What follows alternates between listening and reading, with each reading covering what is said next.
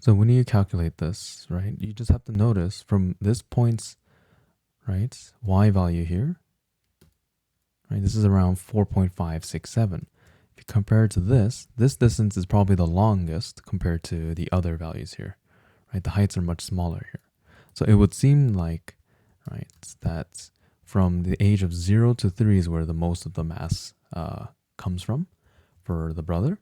Okay, so then we can calculate what the actual gain in mass is, because, right, we can have 7.358 and we're going to subtract, right, 3 months ago, which is 4.567. This is the kilograms from when he was born.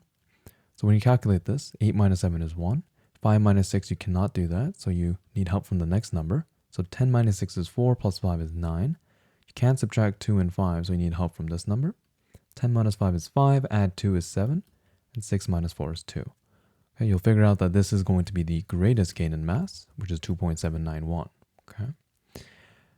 Now, is this answer reasonable? Well, I can round the 7.358, so it's 7.4, and I can round the 4.567 to 4.6, right? So then if I subtract this, I just need to get help from the next number.